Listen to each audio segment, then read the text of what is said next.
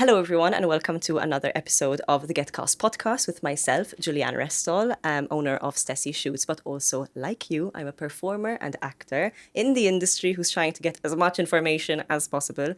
And today I have a very special guest on who is in the chair because they commented on a post and we're here now.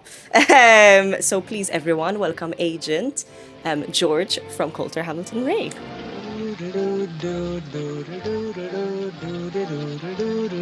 Hello. Hello, and thank you so much for coming on. It's a pleasure. Hot day in London, guys, by the way. Very hot. Very hot, sweating in between the breasts. We're sweating in the underneath. office. We're sweating in the office today for sure. Yes, we find ourselves in London. Yes. And why is that, George? Well, Jules, this is the London office of CHR Yes. Limited, Coulter Hamilton Rae Limited. And this is where I base myself and my London staff base themselves most of the time.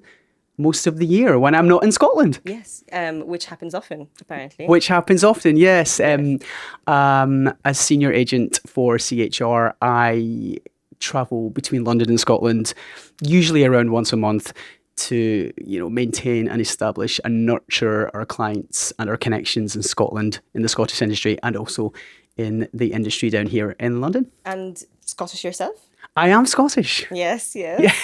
So you just go home every month, pretty much. Yeah, I basically get paid to go home. Lovely. Yeah, every month. Amazing. Just as an introduction to yourself, because I have a bit of background on you, Yeah. I know that you were a performer before you became an agent and stuff.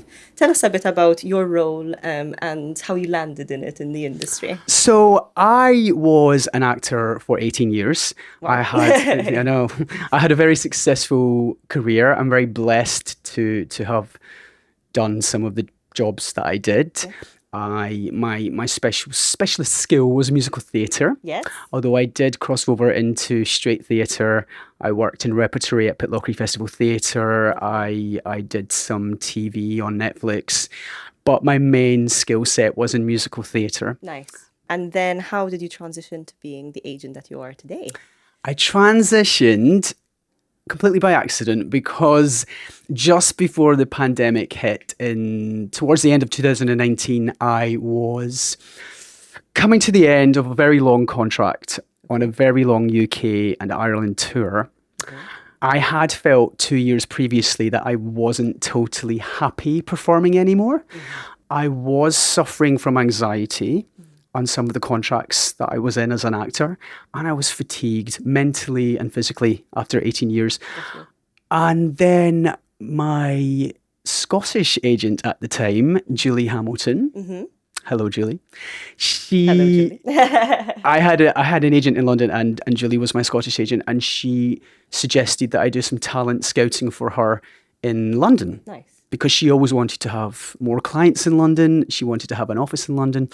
And then gradually, during the pandemic, that turned into more talent scouting, which turned into making submissions, which then turned into checking contracts, which then turned into being an agent, which then turned into being a partner in the agency, which is now. And that's when we rebranded from CMA, Coulter Management Agency, to CHR, Coulter Hamilton Rae. Which is you. Which is me. I'm the Rae. You're the Hello. Rae. Tell us a bit about as well, because obviously I think as a previous actor and performer yourself, and as you mentioned, it's not just one set. It's not musical theatre. You dipped into repertory and straight theatre as well. How has being an actor in your previous life informed how you operate as an agent today?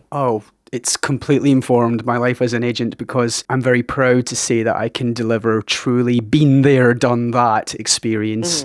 And I have a lot of experience, 18 years of auditions. Yeah. Having trained at the Royal Academy of Music, I went to drama school. I've gone through the process. I've gone through the process of showcases, meeting agents, having a few agents myself, discovering what worked for me as an agent when I was an actor and what didn't work. And I really think my experience as an actor has also enabled the connections that I have now as an agent it strengthened those connections because I knew them before I became an agent. So they already knew my skill set, which means they now trust my experience and my knowledge of particularly singing, which is my main skill set. So I think the connections that I took from being an actor, the casting connections, have really stuck with me as an agent. So I'm delivering, been there, done that experience, and I've brought all of my connections to CHR with me, if that answers your question. That definitely answers my question. It's twofold. It's the fact that, again, you know, your physical experience of being on the other side of the coin has informed how you operate as an agent in the day-to-day. So like how you, what your duty of care is to the actor and how best to operate in that mode. But also the fact that, like, you've got 18 years of experience in the industry. So those connections almost benefit for sure. Yeah. Your clients and the clients that Julie had as well. Completely. And if because at CHR, you know, as part of our company ethos, we promote positive mental health. That's huge for me personally because, you know, I've been in situations as a former actor where I had to leave contracts because of mental health issues, anxiety in particular, and I would never ever want to put a client through that or see a client experience something like that. So it's probably the most important thing that as an agency we promote. Yeah, I can understand that, like, having gone through the pits as well as the highs. Completely. Everything will inform your experiences as treating your babies, as you say. Treating your babies, absolutely. And it's, you know, as you know, Jules, the profession is cutthroat. This is the most, can be at times the most horrific and wonderful profession in the world. Yeah.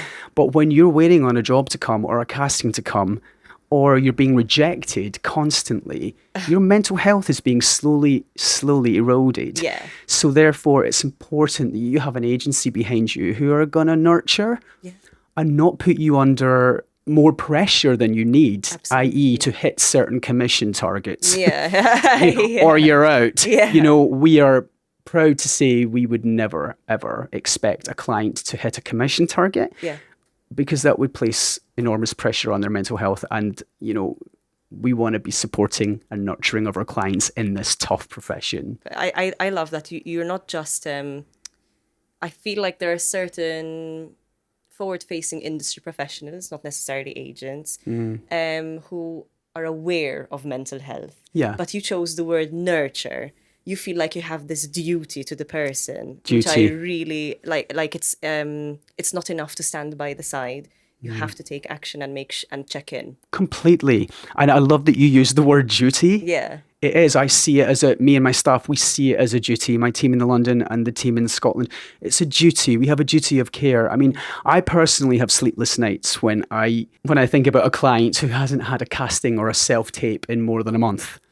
You know, I just take so much responsibility. Because you know what they've gone through. Because I know what they've gone through. I know what it's like. But having been on the acting side and now on the agent side, I can see also that it's, you know, the agents are under pressure. We are under pressure to source work for clients. Of course. We are working very hard. I can put my hand on my heart and say that. Because I have the guilt. Yeah. I have the guilt if a client hasn't had a tape for a month. So we want to ensure we're keeping our clients busy and trying to get them the work they want. Yeah, fantastic. Tell me a bit about, like, obviously we're talking about, you know, them being your babies and doing the nurturing. What do you love most about the job? Oh, what do I love most about being an agent? Easy peasy.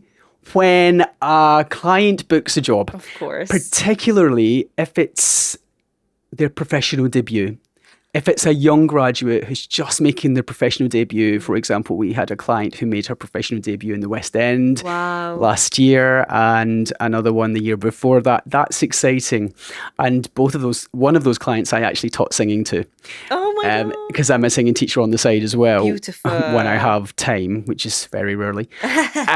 But seeing someone I've taught and then representing them and then personally making a submission for them for a West End show and then watching them go through 5-6 rounds and then book the job. That is the most exciting part of the job. Amazing. And outside of work, what's your life like besides singing, teaching? Yeah. Besides things, so I teach singing sometimes on a Saturday morning, Nice. or just to keep creative. Nice. Because I'm a creative too still.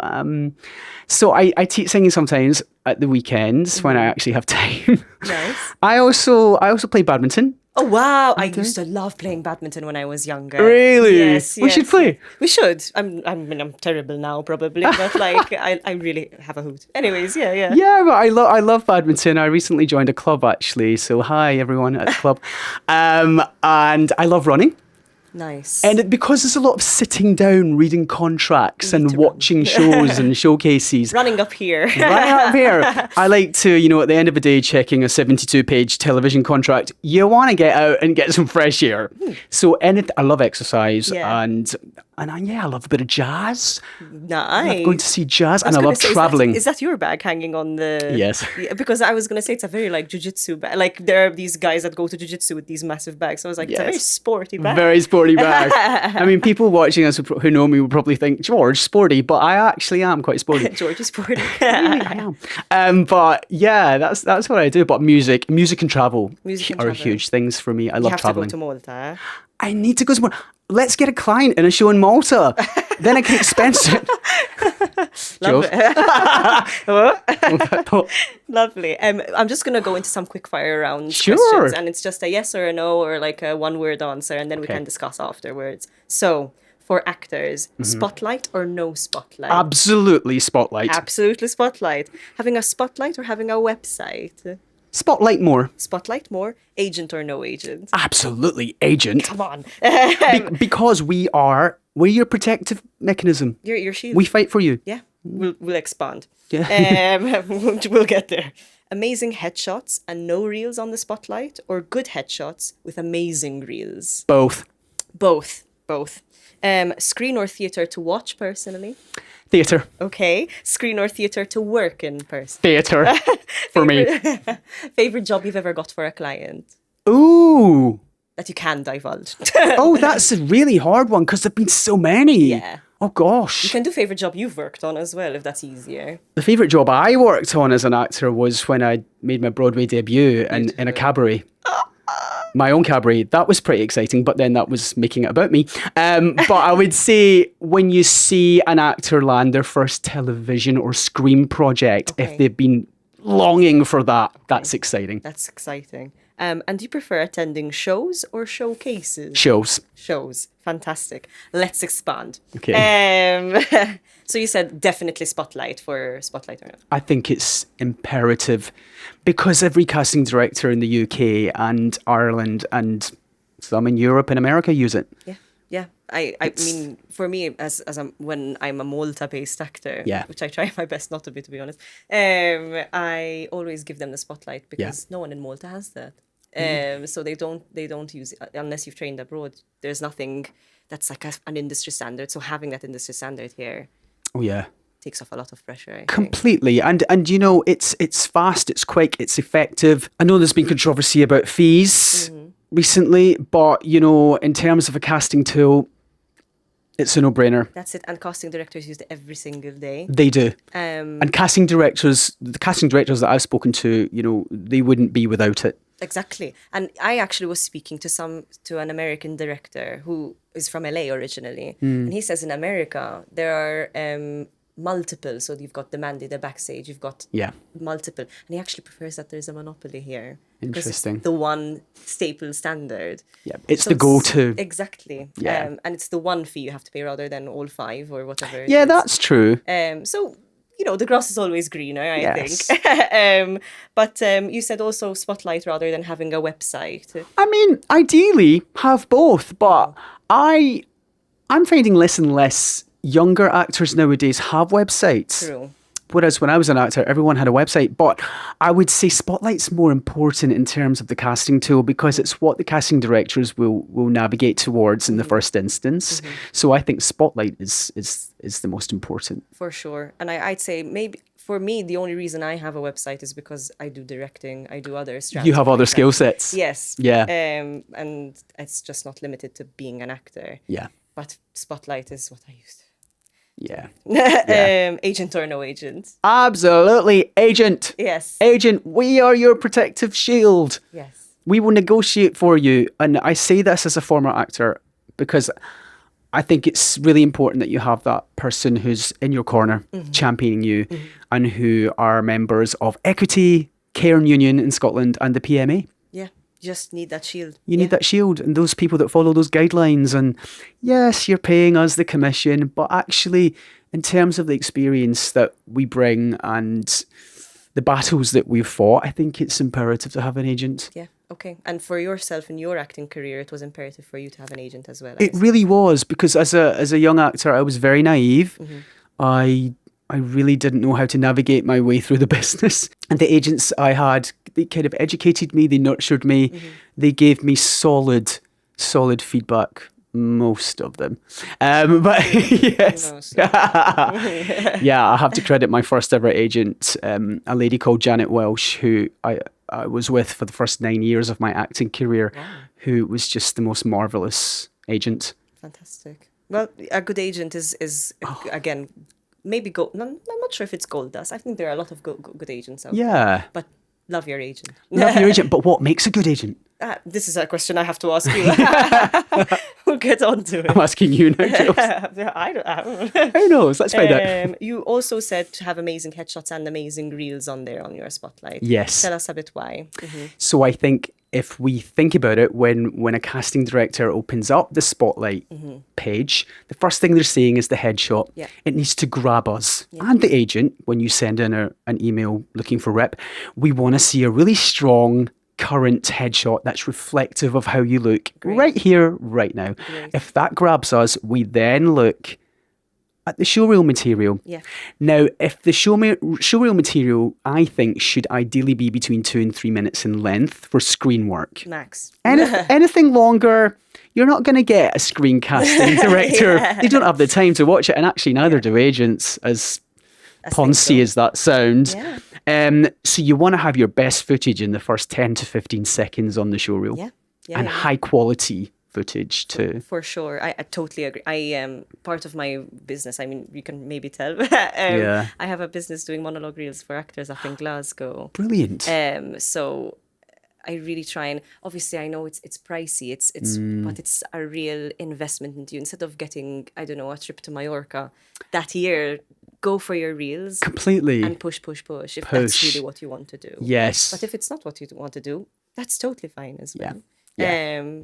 But I'm a very firm believer in the showreel material. Oh, me too. And the screencasting directors that I chat with on a regular basis, casting directors like Nina Gold, Andy Pryor, Amy Hubbard, they will always ask for a showreel or to see some kind of evidence. Animation. Yes, what does this actor look like on screen? Exactly. If they can't see that, they're not going to call you in. Got you. And rarely will they call you in. Yeah. That's a clip. Yes. And that's a clip.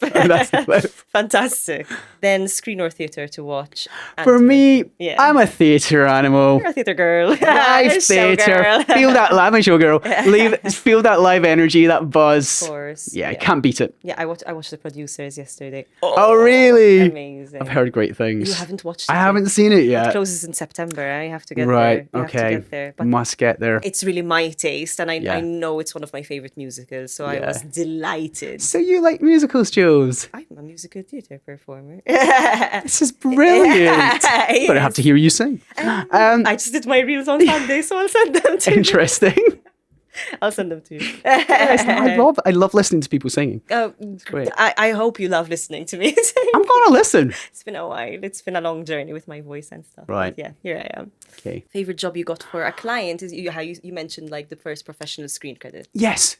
If a client has been dying to make the transition from stage to screen, which can be really hard in the UK, you need to put in a lot of work as an agent to help them make that transition. Got you. So when it happens, if it does happen, it's a really satisfying and rewarding experience for both agent and client. I actually want to really quickly expand on this just because I'm aware of time and stuff. Yeah. You mentioned how hard it can be to transition from theatre to screen. I get a lot of people coming through my business who are coming to me with like, I really need this showreel material because all I've got are theatre things. Mm-hmm. And they've had really great success in their theatre career. And then it's just because they don't have showreel footage, that's the missing link for them. So I really appreciate you saying that as well, that like it's a hard thing to transition between. It is really hard. So while you're waiting for that professional showreel footage, or an advert to come through, or a small role in a TV series, put a self-tape monologue up. Yeah. 1.5 minutes, just a very Nothing simple. distracting. Just a monologue to camera, just so that any screen team can see what you look like on camera until you get that professional footage. That would Absolutely. suffice, I think. Again, sometimes you will never get that professional footage, unfortunately, because of licensing reasons. And Exactly. So, which is frustrating. But we need something. We do. Yeah. And you prefer attending shows to showcases. Tell me why. I prefer attending shows because most of the time I attend shows, it's to see our amazing clients who are continually working in the Scotland scene and in the English scene and in the Irish scene and in Europe and in some cases in America. Yeah. So seeing them live is obviously so fulfilling for us as agents. Showcases, some showcases can be a little bit formulaic. And showcase season, as we chatted about, is very busy. So we spend maybe a month seeing back-to-back showcases. So you do tend to, after a while, become a little bit like fatigued with showcases. But it depends. If the showcase is grabbing you, it can be a really exhilarating experience. But I think for that reason, I see showcases more as a job, which can be fun at times. But for me, it's live theatre with one of our clients in it. That's exciting. I can really imagine that it must take for a showcase, because as you say, it's very formulaic and it's kind of one thing to the next, and there's not usually a through line. There have been instances in my life, I'm trying to relate it to what you do, where I go to watch a film or something, and because I'm in a bad mood, I don't receive what they're trying to give me through the film or through the show I'm watching. And I think with a showcase, it's harder to uplift the person from where they are and put them in that extraordinary place. Completely. So a show will definitely, if you can come in with a bad mood in a show and then be like, leave completely changed. Totally. And actually, I prefer seeing student productions of established shows rather than a formulaic showcase. Because then we're seeing them take a character journey from start to finish in a show.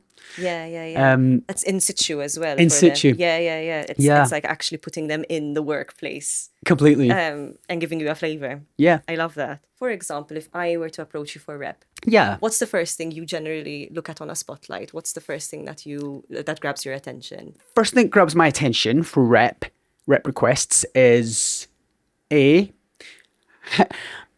how long is the email? Ooh, I love that. If it's too long, the skim reading may start. Bearing in mind, we have hundreds a week to get through. So usually we'll do a bit of skim reading, then we'll go to the spotlight link, then we'll check out the headshot first. That's the first thing I'll notice on the spotlight. Lovely. Then do they have any showcase material? If it's for musical theatre rep, do they have a vocal reel? Do they have any dance reel if they're a dancer? How long are the reels? And how polished is the spotlight CV? Yeah, those are the things that kind of jump out for me. And also, has the person writing to us done their research on who CHR is as an agency, who we are? Like, do they know that we're former performers? Do they know that we've had a pretty cool history with performing ourselves? I find that very flattering because, everyone's got an ego. So if someone's, I've got an ego. So if someone has done their research on our agency and there's a passion for our agency coming through in the email, that excites me. Great. Because sometimes you get generic emails that have clearly been sent to 17 different agents. Which we don't want. Which we don't want. But just remember, I think personalising it can be really, really lovely. Beautiful. And can make it stand out, for me anyway. Great. So it's length of email at first. Yeah, and it's the short package that they're presenting as well. Absolutely. Keep the email short and snappy, straight to the point. Personal. And the person. Obviously, we will check on the spotlight, are they currently repped? Yeah. If they are, ooh. What's happening there? Yeah, got you. because we don't poach. Yeah, got you. There's something small that I really wanted to pick up on. Obviously, you said about doing our research. Yeah. For Coulter Hamilton Rae, what's the mission statement? Like, who do you really champion in the industry? Is there like a specific set of people that you're looking for? Anything like that? There's not a specific set of people. We champion people who share the same values as us. Okay. And share our ethos and who we think can fit that bill. We're proud to say we don't have a single client on our Scotland book or our London book who are remotely similar in terms of their look or skill set. Fantastic. We promote diversity in terms of everything: skill set, look, personality. We don't want a clone. Great. So that's what we look for. Difference. Difference. I guess that's the word in a nutshell. We look for difference. And as an attitude, you very much told me when we met before we were filming, it's a very much an energy Completely. check, a vibe check. Yeah. What is that energy that you're mostly attracted to as an agency and as an agent yourself?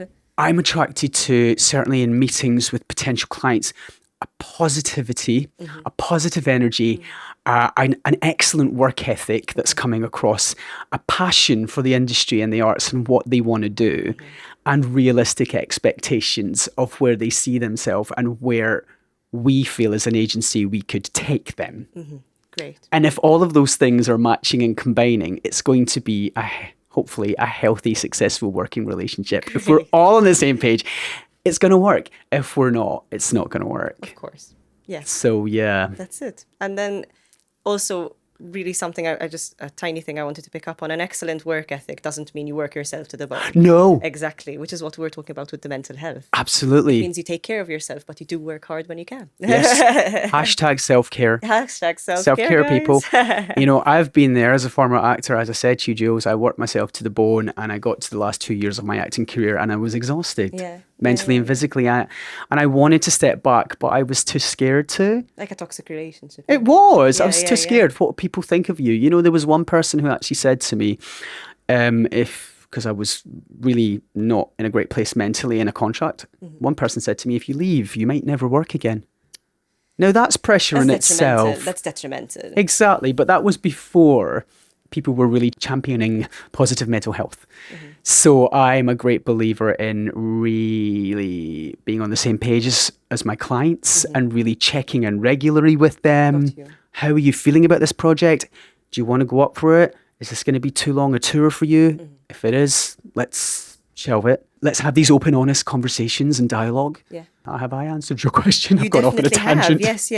That's everything. I mean, just having that working relationship where honesty is at the heart. Honesty and being really true to you. Let's not work ourselves to the bone, and let's check in regularly, and let's only do the contracts that we are mentally and physically ready for and up for. Lovely. What's coming through the agency mostly just now? More stage, more TV, more film?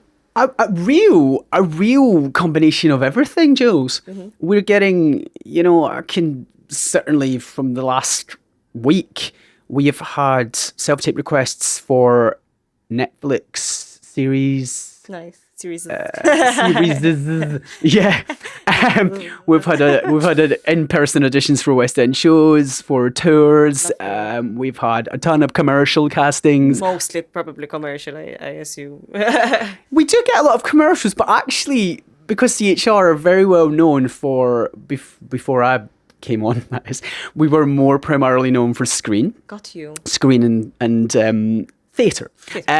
Whereas now we get a real mixture of screen, theatre, musical theatre. Beautiful. Because, obviously. Because, hello, Jazz Hands George came on. But yeah, I'm really proud of that. Beautiful. Because now people, especially in the London circuit, they see us as an all-encompassing agency now, boutique agency, who represent a crossover of clients between Scotland, England and beyond. Lovely. Amazing. In all different skill sets. And you mentioned the emails that you get. How many a week are you getting? Jules, it's definitely into triple figures. You're joking. We get, there are some weeks we get hundreds, yeah. Hundreds of emails. Not every week, but we definitely get more than 40 a week, I would say. And what percentage of those are actors like cold emailing you saying, hi, I'm seeking rep? Out of curiosity. More than 50%, I would say. More than 50%. So that's the big chunk. Yeah. Is actors introducing themselves. Yeah. And I can personally say, unless it's an email that has one sentence and nothing, no information on it, our team will check them all. Great. And if we feel like we have a space on the client list for either office that we can offer, we will offer an interview. And if there's a talent there, we will offer an interview. But we don't want to oversubscribe, so we're very careful about keeping our numbers low because we're boutique. But I think because we are unique as an agency in terms of we're truly bridging the gap between the Scottish industry and the English industry and the European industry, and in some cases America, because we are an agency who are doing that, which is quite unique, and our contacts both in Scotland and England are so strong. We are getting more requests for rep because of that. Of course. Which is great, because as a Scottish actor, I didn't have the connections I needed when I was based here. I didn't have the Scottish connections. Got you. And that's what It's a market left wanting more, completely. For you. That was something I really wanted to ensure we delivered with CHR when I became a partner, which I feel that we are delivering that now. Is the ability to straddle the industry you wish to straddle at the time? Yes. Nice. Fantastic. Yeah. I love, personally being from obviously Malta and England and having bases in London and Scotland. Yeah. That's a really important ecosystem kind of relationship that I would want from an agent as well. Absolutely. Yeah. Absolutely. So, for example, like yesterday, I was talking to teams in London. Who was it? Nina Gold's team, and then also at the same time talking to Colleen Crawford's team. So, we're really bridging that gap. Beautiful. And what a great way to do it. Last question to round off the interview. Oh. Obviously, we've only met today in person. Yeah. I'm not sure if you've seen my stuff on maybe Instagram or something like that. If you were to put me in a casting bracket, what casting bracket would you put me in? What's my subject line when I'm emailing anyone? Casting bracket for you, Jill. So the first thing that obviously no agent can predict anything. This is what I've learned from doing this podcast. Absolutely, and no agent should or should promise you anything. But my instant first impressions with you is, like I said to you, you're so quirky and cool. Thank you. And even with your glasses being red, there's just a quirkiness about you, and you exude a really great positive energy. Thank you. You've obviously got a zest for life as well as the profession. I mean, I'm thinking quirky roles. Nice. You said you're a musical theatre girl? I do musical theatre. It's not just what I do. Right, okay. So that's part of your skill set. My main You thing, can sing. I'd love to do devised ensemble theatre, essentially. Interesting. That's what I really love to do. I like to create, Right. So I can see you in quirky roles. Nice. You've got a youthful appearance. You can obviously still play young. Yeah. I'm sure with your glasses off, you look even younger as well. So maybe. So yeah, young quirky roles. Yeah. I'd love to hear you sing to know where I'd place you in musicals. Mm-hmm. Thank you. Welcome. George, is there anything else you'd really like to say to anyone who's in the pits or who's in a state of maybe transitioning from one agent to another, or anything that they should be looking out for, any red flags, anything like that? Anything to round off the interview that you think that would be a bit of wisdom for people? Yeah, I would say, as a former actor myself who's had a few agents, I made the mistake of leaving agents before having really honest conversations about how I felt with them. And I think, being on the other side now, we don't want to lose clients. If we sign you on, it's because we want longevity there. We don't want you to jump to another agent within a year or 2 or even 5. We want you with us for your career. We want to start your career, launch your career, nurture it, and be with you all the way through it, and develop and continue working that relationship. So I would say, if you're thinking about leaving an agent, ask yourself, have you had the really tricky and slightly awkward conversation with them that you need to have, i.e., why am I not getting enough castings? Have that conversation before you make the decision and let them explain it, because there are some things that are out with our control. Yeah. In most cases, we don't want you to leave.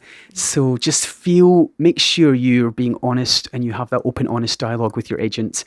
It could be something silly like you just need to update your show reel or change your headshot or get a fresh set for them. Or the landscape of the industry is really or the landscape of casting has completely changed as it has. So yeah, before you jump ship, take your time. Take your time. And also, it's a tough industry. Yeah.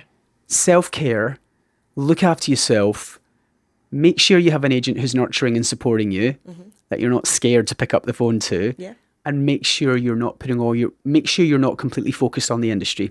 Have a life out with it. Otherwise, you'll drive yourself insane. Go and play badminton on a Saturday. Yeah. You know, have other hobbies. Yes. Don't make it everything. Yes. Because it's a long game. Yes. And you have to be patient. That's it. Yeah. That's the best advice I could ever give anyone. Absolutely. I wish I'd taken that myself, Jules, as a young actor, but I was so impatient. And I used to blame it on the agent. Oh, I'm leaving. I need a new agent. I'm not being seen for this. I need a new agent. It's not always the agent. It really isn't. Okay. Nice. And I wish I'd talked to them.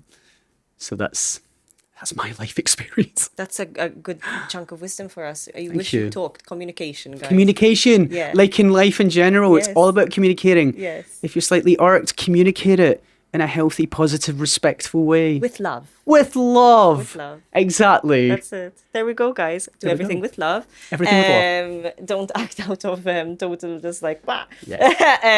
Having a moment, but Don't make knee-jerk reactions. don't make knee-jerk reactions and have your moment, breathe through it, and then approach with love. Yes. That's the best way to move forward. Thank you so Always. much, George. I really appreciate having you on and for the wisdom that you did bestow on us.